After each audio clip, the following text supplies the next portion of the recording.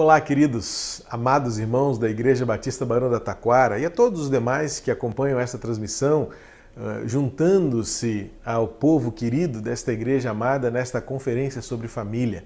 Que tempos diferentes esses nossos, né?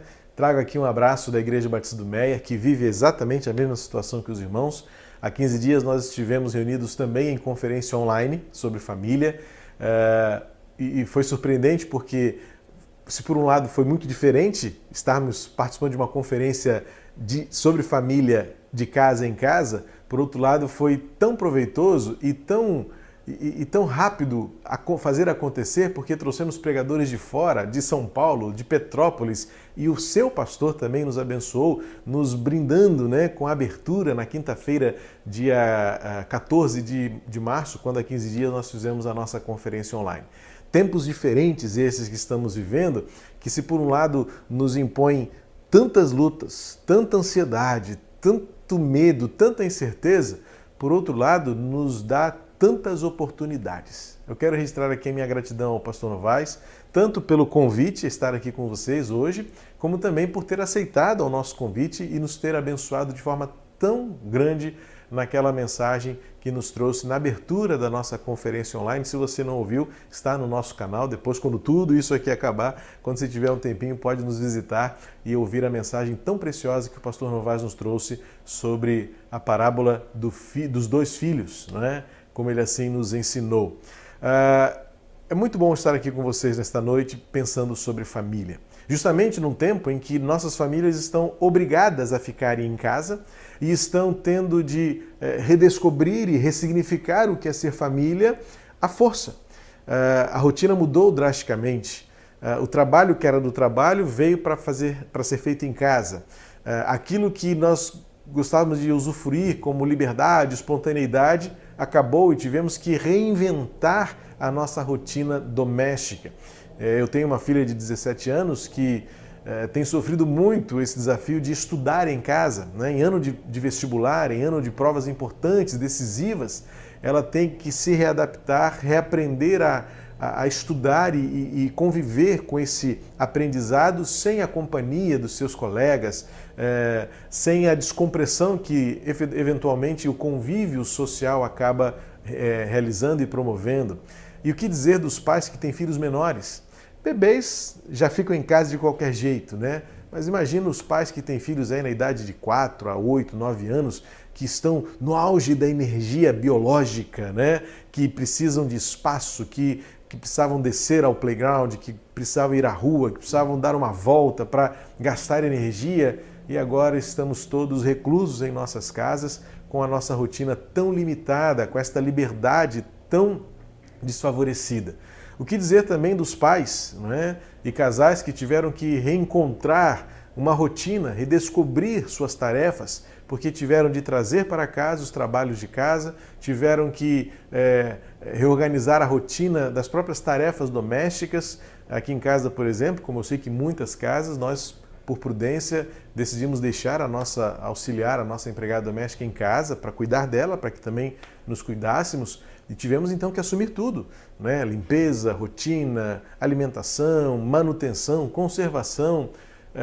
Evidentemente que algumas outras pessoas já faziam isso com regularidade porque não podiam ter ou não tinham, auxiliares domésticas. Mas ainda assim tiveram que reencontrar o cônjuge que está sempre em casa, a rotina de não poder sair a hora que quisesse. Sem dúvida alguma tem sido um tempo de grande estresse, de grande ansiedade e também de grandes incertezas. E no centro disso tudo, o tema que não pode ser ignorado, família. A gente tem falado sobre política, a gente tem falado sobre saúde, tornamos-nos especialistas de tantos assuntos corolários, circunstanciais da nossa realidade comunitária e social, mas no centro disso tudo está justamente esta proposta de que precisamos cuidar uns dos outros, começando pela casa. Uma das nossas motivações na reflexão que fizemos há 15 dias foi justamente o que a Bel Lobo, uma arquiteta, e tem programas em televisão que remodelam casa, que redecoram casa, ela disse numa live que fez logo no comecinho, ela fez uma pergunta reflexiva, ela disse assim: quem diria que a partir de agora casa não é mais um lugar para onde voltamos, mas se tornou um lugar onde ficamos. E isso muda tudo. E aí então temos vivenciado, e como pastores, pastor Novaes, eu e outros pastores, temos de perto acompanhado como nós estamos precisando reaprender a viver e a conviver uns com os outros. Uma PhD em psicologia, participando de uma live promovida pela Harvard University, né, dos Estados Unidos, ela disse algo importante que também me impactou. Ela disse o seguinte: se você não está aprendendo alguma coisa neste tempo de pandemia, você não está prestando atenção em nada. E isso me chamou a atenção, também foi logo nas primeiras semanas, e eu comecei a prestar atenção em tudo. Comportamento das pessoas, reação, expectativas, a nossa rotina. Tivemos aqui em casa que ser firmes e fortes para resistir a toda esta mudança de rotina. Estamos o tempo todo juntos, estamos o tempo todo esbarrando um no outro, estamos com os nossos horários confusos, ninguém mais, ou pelo menos boa parte das pessoas não conseguem mais dormir antes de 1h da manhã e também por isso não conseguem acordar tão cedo quanto acordavam. Os horários estão muito alterados e isso gera estresse, ansiedade, tensão e finalmente gera conflitos. E como nós então podemos resistir e enfrentar esses conflitos e sairmos vencedores? Uma frase que se tornou clichê e mote num momento como esse, mas ainda que seja clichê, reflete a mais pura verdade. Nós precisamos sair disso melhores do que quando entramos. E quando eu vejo algumas evidências de algum tipo de retorno, me preocupa porque talvez nós ainda não tenhamos aprendido tudo. Sem entrar em méritos de política ou de qualquer viés ideológico, há um mês um shopping em Blumenau, está no Google, você pode abrir lá, procurar e você vai ver. Um shopping em Blumenau decidiu reabrir suas portas. E a aglomeração era enorme. Havia fila para entrar no shopping centers. Então, há um mês, as pessoas já estavam ansiosas pela reabertura do comércio e quando foi anunciada a reabertura de um shopping, houve aglomeração, filas, esbarrões. As imagens são de fato temerárias e preocupantes. E já então eu comecei a refletir, a gente ainda não está aprendendo. E aplicando isso às nossas famílias, o que nós temos podido aprender num tempo como este? A proposta desta conferência de pararmos para refletir sobre esta similaridade que temos como famílias às árvores que estamos plantados, firmados a partir de raízes que nos nutrem, que nos alimentam e que evidenciam seus frutos, o viço de suas folhagens, a sombra que oferece. A árvore tem para nós metáforas preciosíssimas, incontáveis. Tanto que a Bíblia mesmo utiliza-se da figura botânica da árvore para nos revelar coisas profundas acerca de Deus e do seu propósito para nós. Lembra que a história da humanidade começa em torno de uma árvore? A figura de Deus como jardineiro que cuida do jardim, que cria, que zela por aquele lugar, estabeleceu no centro de tudo uma árvore, que é a fonte da vida. E estabeleceu ali um preceito fundamental da nossa existência. Temos vontade, temos liberdade, mas também temos responsabilidade. Eu diria que este trinômio é um grande desafio da nossa existência e do nosso relacionamento interpessoal. Como família que transborda para a sociedade aquilo que nós somos, nós começamos em casa a administrar e a aprender o que é vontade, o que é liberdade e o que é responsabilidade. Quando nós falhamos nesse trinômio, né, quando nós deixamos que um desses pés fique capenga, a gente começa a perceber onde começam os distúrbios, os desajustes e os conflitos. Há algo que a própria teologia sistemática vai confirmar, né, desta nossa natureza pecaminosa, nesta tendência ao que é mal.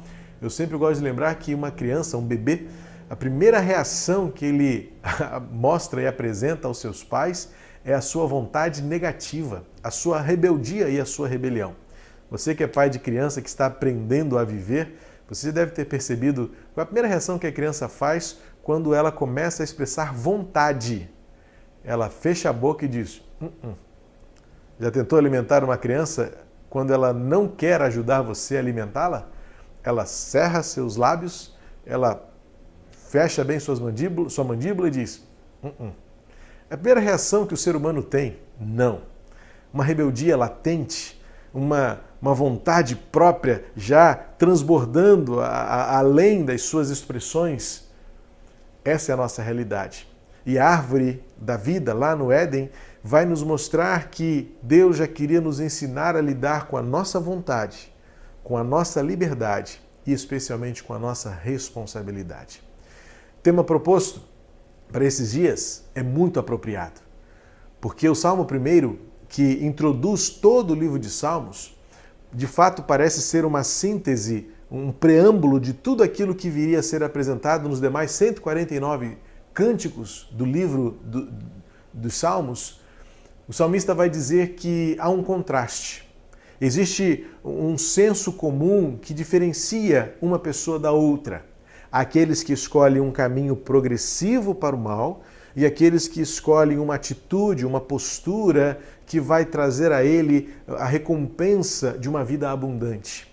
O Salmo 1 começa com uma definição clara de que, além da felicidade, esse é o sentido da bem-aventurança, não tem a ver com estado de espírito, com uma sensação, uma emoção. A alegria não consegue retratar, né? Felicidade não consegue retratar o que de fato bem-aventurado significa, porque ali é uma atitude intencional, é uma firmeza, uma resignação, uma resiliência, literalmente uma marcha que se faz na direção de um propósito. Então, quando o salmista começa no contraste e na negativa de que aquilo que nós fazemos e aquilo que nós somos se refere às nossas escolhas, aqui está aplicado aquilo que Jesus colocou, aquilo que Deus colocou logo no comecinho da humanidade. Vocês têm vontade. Eu dou a vocês liberdades, mas essas liberdades nunca serão ilimitadas, porque vocês terão responsabilidades. Se você comer. E então, quando o pecado começa a agir na nossa vida e a gente, como esposo, como esposa, como filhos, como pais, nesses vários sistemas relacionais que uma casa engloba, sim, porque não é simplesmente dizer somos família. Não, nós precisamos entender a complexidade das várias relações. Numa casa existe a relação conjugal. Numa casa existe a relação fraternal, de irmão para irmão. Numa casa existe a relação parental, de pais para filhos, como também existe a relação filial, filhos para pais. Então, nessa trama, literalmente uma trama de complexidade, é que se dão os maiores conflitos e também os melhores aprendizados da vida, que, como eu disse há pouco, vai transbordar para uma sociedade saudável ou não, venturosa ou não, abençoada ou não. Portanto, eu creio firmemente que tudo começa em casa. É por isso até que no Novo Testamento, o contexto que a igreja surge foi um contexto de lar. Quando Paulo escreve as suas cartas, ele não tinha em mente um lugar, um auditório reunido como o que nós temos aí na Praça Seca, ou que eu tenho aqui na Rua Imengarda, ou em qualquer outro lugar estabelecido como sede da igreja. Nós temos aprendido, e alguns ainda estão teimando em aprender, ou em não aprender, que neste tempo nós estamos reconfigurando ou voltando ao início de tudo, quando agora vocês estão aprendendo de casa em casa. Ou você nunca parou para pensar que o que nós estamos vivendo hoje é a era digital do tempo apostólico? Você se lembra que Paulo escreveu suas cartas, Pedro escreveu suas epístolas, Tiago escreveu sua epístola, João suas epístolas e tantas outras, além daquelas consideradas canônicas que foram incluídas no livro sagrado chamado Bíblia, que as pessoas recebiam essas mensagens, esses ensinamentos por cartas. As cartas iam de mãos em mãos, passavam de casa em casa, tanto que em Romanos 16 o que Paulo diz: Áquila e Priscila, saúde a igreja que está na casa de vocês. E se não, o que nós fazemos hoje não é esta versão digital do tempo apostólico, onde vocês estão recebendo por um tablet, por um smartphone ou até pela sua televisão conectada a um canal de YouTube, uma carta. Uma carta que nós, como arautos do Senhor, com muito temor, estamos enviando a vocês dizendo: a sua vida começa naquilo que você é em casa. A sociedade é reflexo daquilo que você é em casa. A sua igreja, na coletividade, é reflexo daquilo que você é em casa. Árvore. Árvore plantada, árvore frondosa, árvore com suas folhagens e com os frutos que devem abençoar aqueles que se recolhem embaixo dela. A árvore está presente em toda a narrativa bíblica como um referencial da nossa vida com Deus, da nossa vida em família, da nossa vida uns com os outros. Eu quero trazer para você nesta noite uma reflexão e uma aplicação daquilo que Jesus mesmo disse. Aliás, ele usou várias parábolas onde ele usava árvore, semente, fruto. Mas eu quero me deter hoje numa parábola pequena, exclusiva do evangelista Lucas. Esta parábola somente Lucas faz uso dela, provavelmente porque o contexto que ele usa também é uma narrativa que só ele faz. Um diálogo de Jesus com seus ouvintes, com seus discípulos, com pessoas que lhe perguntavam muitas coisas o tempo todo e chegaram a Jesus com uma pergunta difícil de ser respondida até hoje. Mas Jesus, na sua sabedoria perfeita, tirou de letra. O problema é que nós não conseguimos entender muitas vezes com clareza aquilo que Jesus está dizendo. Lucas capítulo 13, versos 6 a 9, encontramos a chamada parábola da figueira estéril, ou figueira infrutífera, em algumas outras traduções. O contexto ali é que Jesus foi perguntado por algumas pessoas se ele estava sabendo de uma notícia ruim que estava correndo em toda aquela região. Galileus se dirigiram a Jerusalém para apresentar a Deus sacrifícios no templo. Então, naquele momento, Pilatos aproveitou aquela reunião para, segundo o texto, vou usar a minha expressão, para misturar o sangue do sacrifício com o sangue deles próprios. Ou seja, Pilatos ordenou uma matança. Não sabemos ao certo se dezenas, centenas, unidades de galileus foram mortos, mas o fato é que a notícia chamou a atenção de todos e correu, as manchetes daquela época nos possíveis jornais que existiam naquele tempo. Todos ficaram sabendo e perguntaram a Jesus: Jesus, você soube daquele mal que acometeu os galileus? E Jesus, entendendo onde eles queriam chegar, a pergunta era: por que isso aconteceu?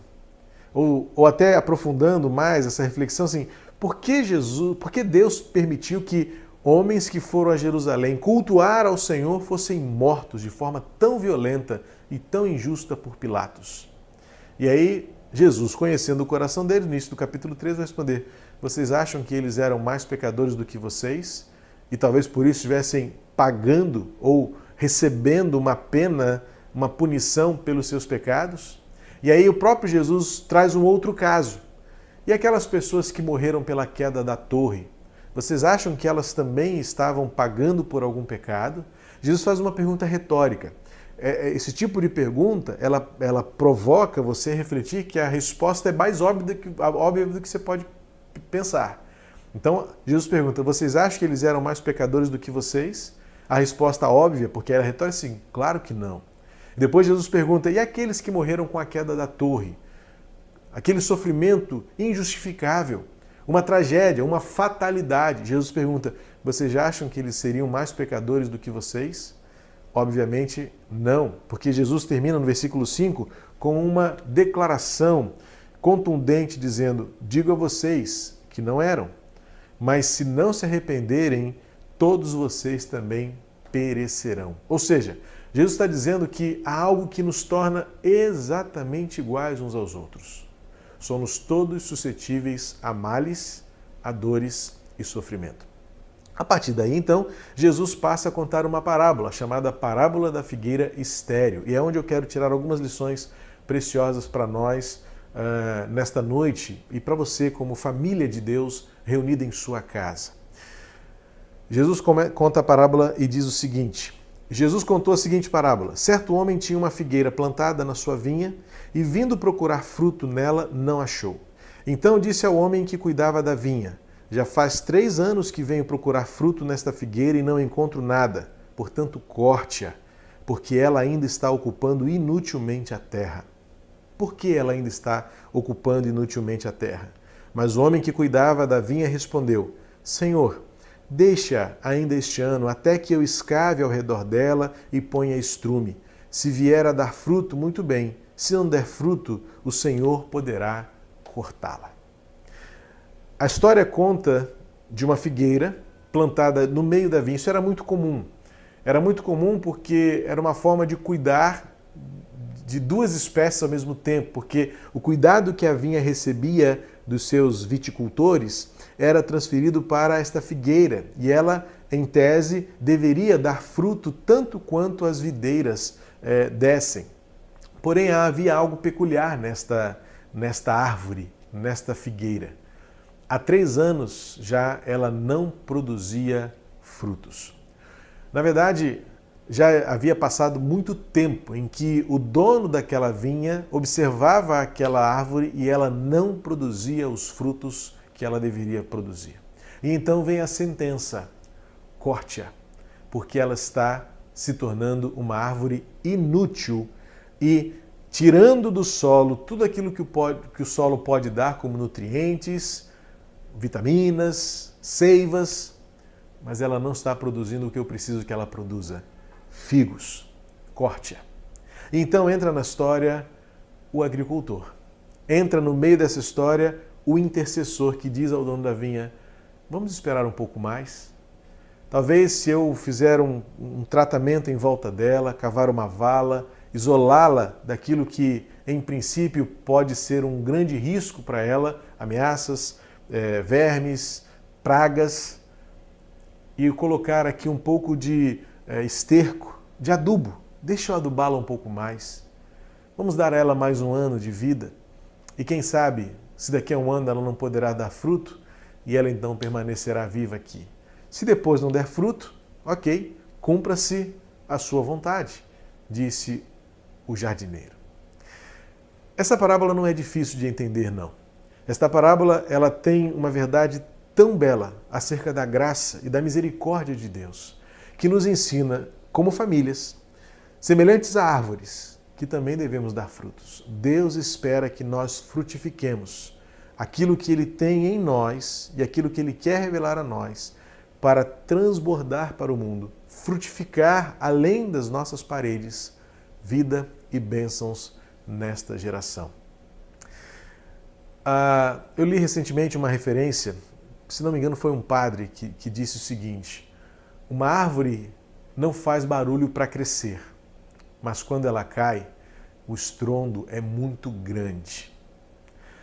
Há uma verdade muito profunda neste pensamento deste padre e que se assemelha muito aqui a esta súplica que o jardineiro faz, que o viticultor faz ao proprietário da vinha.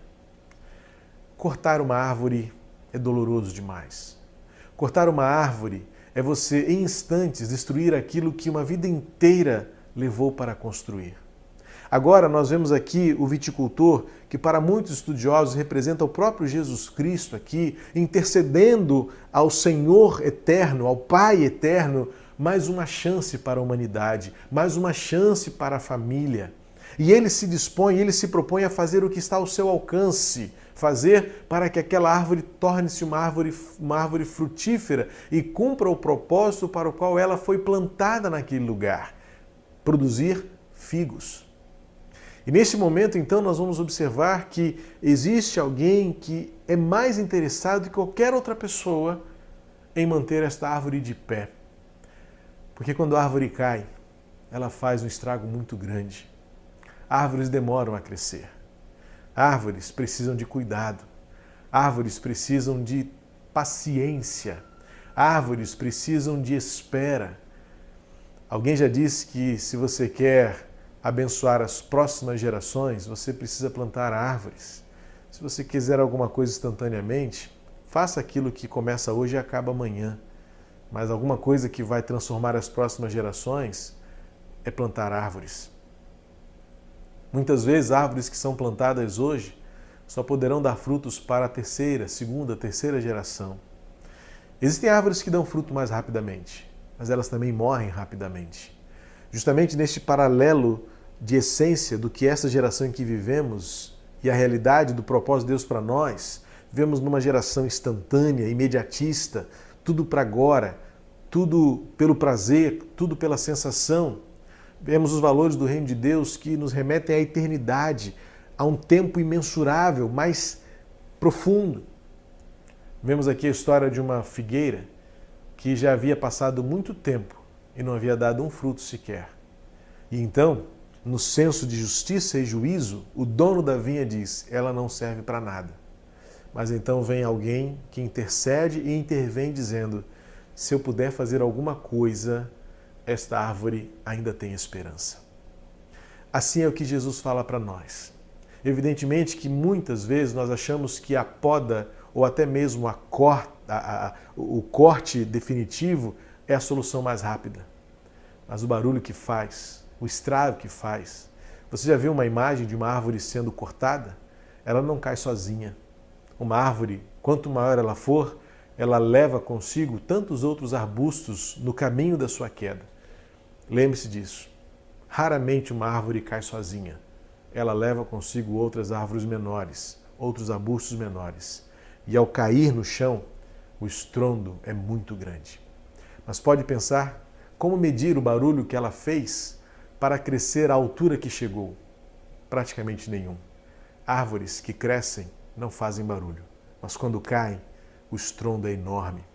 E agora surge na parábola alguém que representa que o próprio Jesus, que está interessado em manter a gente de pé, manter esta árvore frondosa, florescendo e frutificando, e pede misericórdia, pede paciência, pede graça e diz: posso dar mais uma chance a esta árvore? E então vemos a revelação de um Pai misericordioso, um Pai cuja misericórdia transcende a lei do universo. Veja que ele estava baseado em justificativas plausíveis. Ele justifica dizendo: por que esta árvore vai ficar aqui, sugando do solo o que outras árvores poderiam ter? Ela não me serve para nada. Há uma lógica, há uma razão, há uma justificativa.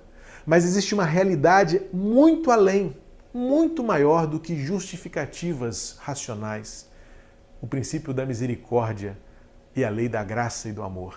E então, por Jesus Cristo, Deus ministra graça, misericórdia e amor para dar a você, árvore, uma nova chance. Mas para isso é necessário que você se submeta ao cuidado do jardineiro. Note que ele já tinha um plano. O jardineiro tinha um plano a ser cumprido. Eu vou fazer uma vala em volta dela. Esta vala irá protegê-la de ataques de ervas daninhas. Eu vou isolá-la por um tempo. Eu vou cuidar, eu vou tratar dela. Por um tempo ela não será ameaçada por pragas, por vermes, por germes. Eu vou protegê-la. E vou colocar em volta dela adubo. Adubo não é uma coisa muito agradável. Cheira mal, soa-nos como insalubre, sujo, mas ele faz o que é necessário. Ainda que seja o imponderável, o improvável, ele colocou e se fez adubo para nos fazer florescer. Muitas vezes a gente quer vencer e enfrentar as batalhas com as nossas próprias forças. Mas esta árvore, esta figueira, precisava se submeter ao cuidado e à intervenção do Senhor, que se dispôs a cuidar dela, que se dispôs a tratar dela e se dispôs a esperar para um tempo certo de dar o fruto. O versículo 8 vai dizer: eu vou escavar ao redor dela, vou pôr estrume. E no versículo 9 diz: se vier a dar fruto, muito bem. Nós servimos a um Deus que na história da humanidade se revelou como sendo Deus de recomeços. Talvez num tempo como esse que temos vivido, de altíssimo estresse, de grandes preocupações, de tensões inimagináveis, muitos estão pensando em desistir e talvez pensar: cortar a árvore é muito mais fácil. Não é. Nenhuma árvore cai sozinha e nenhuma árvore cai sem fazer um grande estrondo e um grande estrago. E aí então Jesus se apresenta para nós como este jardineiro, aquele jardineiro que lá no começo de tudo colocou uma árvore no centro da história, que estabeleceu os princípios morais da vontade, da liberdade e da responsabilidade. Talvez a árvore não tenha dado certo, porque nós temos pecado, nós somos pecadores, nós somos essas pessoas contraditórias, que lutamos conosco mesmos para que a nossa vontade prevaleça, para que a gente tenha razão, para que a gente exerça a liberdade e, eventualmente, sem responsabilidade, ninguém tem nada a ver com isso, eu faço o que eu quero, eu faço o que eu gosto, mas isso não é possível. Sempre haverá consequências das nossas escolhas. E então a figueira infértil vai nos mostrar que quando nós começarmos e constatarmos que não estamos mais dando frutos, o mais razoável seria cortar, lançar fora. Mas então conhecemos a graça, descobrimos a misericórdia e podemos experimentar a intervenção cuidadora, terapêutica, curadora do jardineiro Jesus. Então ele olha para nós e diz: posso cuidar? Eu vou fazer uma vala, vou proteger, vou guardar, vou lançar estrume, o adubo, o esterco, que muitos não querem, mas será o meu jeito de cuidar. Me tornarei o mais sujo, tomarei o lugar daquilo que é imundo, daquilo que ninguém quer, mas farei com que eu seja a fonte da vida desta árvore. E quem sabe, daqui a algum tempo ela volte a florescer. A minha oração nesta noite, meus irmãos, e a minha oração por cada um, começando mim mesmo, minha família, minha casa e a sua casa, é que a gente aprenda neste tempo de pandemia a experimentar o cuidado do melhor e o maior de todos os viticultores, o grande jardineiro, o Senhor Jesus. Ele intervém e intercede diante do Pai para que nós tenhamos uma nova chance. É isso que a cruz fez conosco. Que Deus abençoe a sua casa, que a sua casa seja um lugar de recomeços. Talvez algumas árvores não estejam florescendo, frutificando, as folhas caíram, mas o salmista vai nos dizer no Salmo 1, seja plantado na beira dos rios cujas correntes nunca param. Encontre na palavra de Deus a meditação, a fonte de sabedoria e de ações e atitudes que façam com que você volte a dar frutos. Não permita que esta árvore seja cortada. Espere, tenha paciência, usufrua da misericórdia, da graça e do poder de Jesus. Faça por onde, e você descobrirá que Jesus fará da sua árvore, da sua casa, um lugar de sombra, um lugar de fruto, um lugar de vida. Pai querido, abençoa cada família que nesta noite, reunida em casa, diante de um smartphone, de um tablet ou até de suas televisões, possam ter sido abençoadas pela Tua palavra ministrada ao nosso coração, para que nossas figueiras tornem-se de inférteis a frutíferas, viçosas, que tragam alegria ao Teu coração como dono da vinha, e em Jesus Cristo como nosso jardineiro, o nosso viticultor, possa cuidar de nós, transformar o nosso coração e dar a cada um de nós um novo começo. Que este tempo de pandemia, em contraste com toda a ansiedade, medo, estresse e tensão que estamos vivendo, possamos voltar, reabrir nossas portas melhores, recomeçando, especialmente em nossos lares, uma nova vida. Em nome de Jesus. Amém. Deus abençoe você, meu irmão, minha irmã. Muito obrigado pela oportunidade e que este congresso continue abençoando vidas. Por quanto tempo Deus permitir que essas mensagens se espalhem por cada coração. Até lá.